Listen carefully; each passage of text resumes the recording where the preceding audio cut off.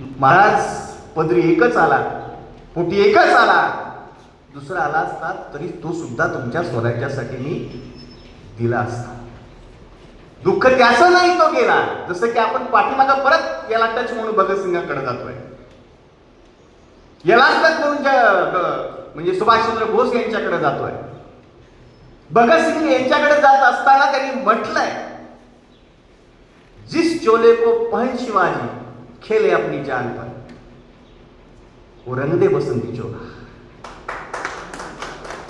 सांगायचा मुद्दा हे तिथून येतं. आज जिथं अन्याय असेल, जिथं अत्याचार असेल, जिथं काहीतरी सत्य व्हायचं असेल, तर छत्रपती शिवाजी महाराजांच्या शिवाय पर्याय नाही. महात्मा फुलेंनी सुद्धा ओळखलं होतं. म्हणून पहिली शिवजयंती आणि तिथून स्वराज्याची एक प्रेरणा आणि मग ब्रिटिशांच्या विरोधात लढण्याचं सामर्थ्य हे आपल्याला इथून मिळू शकतं. ही प्रेरणा स्थान आहे हे ओळखण्याचं काम त्यांनी केलं. म्हटलं जातं की हिटलर सोबत ज्यावेळेस सुभाषचंद्र बोस यांची भेट झाली, अहो प्रेरणास्थान ही तुमच्याकडे आहेत. गनिमी कावा जगाला तुम्ही दिला आणि तुम्ही मला भेटावं. छत्रपती शिवाजी महाराजांचं जे स्वराज्य आहे, काबूल, कंदार, कर्नाटक राष्ट्रीय पुरुष आहेत. बंदिस्त करण्याचं काम आम्ही तोकड्या विचाराच्या माध्यमातून करत आलो. कुठंतरी आता सावरणं गरजेचं आहे.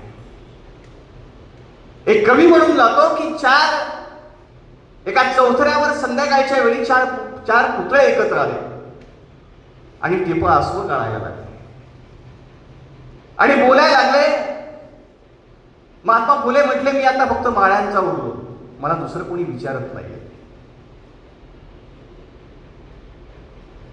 डॉक्टर बाबासाहेब आंबेडकर म्हटले, मी आता फक्त नवबुद्धांचा झालो, मला दुसरं कोणी आता विचारायला तयार नाही.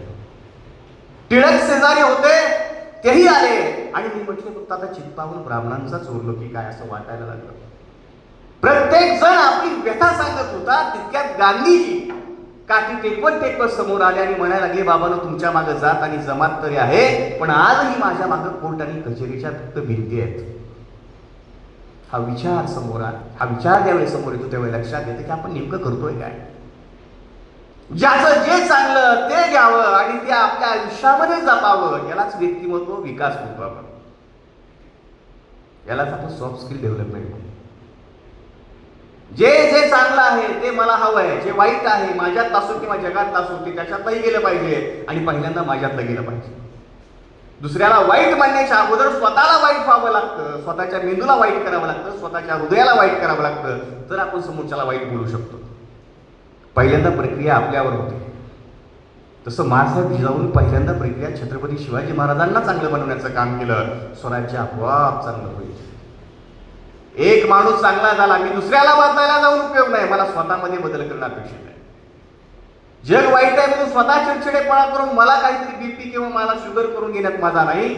मला स्वतःला शांत राहून या सगळ्यांचा सामना कसा करता येईल याच्यावर कुठंतरी उपाययोजना करणं मला गरजेचं वाटतं. अगदी ते ओळखण्याचं काम स्वराज्यामध्ये छत्रपती शिवाजी महाराजांच्या आऊसाहेबांनी केलं आणि म्हणून हे सगळं पूर्णत्वाला गेलं. म्हणून हे सगळं पूर्णत्वाला आपण घालवू शकलो.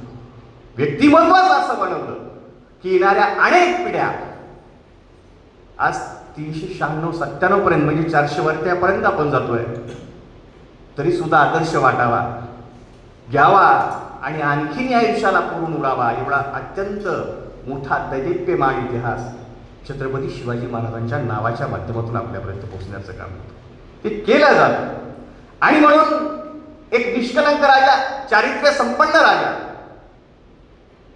चारित्र्याच्या बाबतीत आता काही उदाहरणं काल्पनिक असतील, काही त्याच्यामध्ये ठेवण्याचं काम केलं असेल, पण राजाच्या पाटलाचं एक उदाहरण सांगितलं जातं.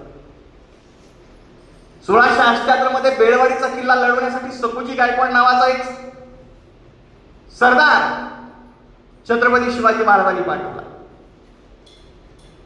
आणि मग सावित्रीबाई देसाई नावाची महिला त्या ठिकाणी प्रतिकार करत होती. अनेक पद्धतीने तो किल्ला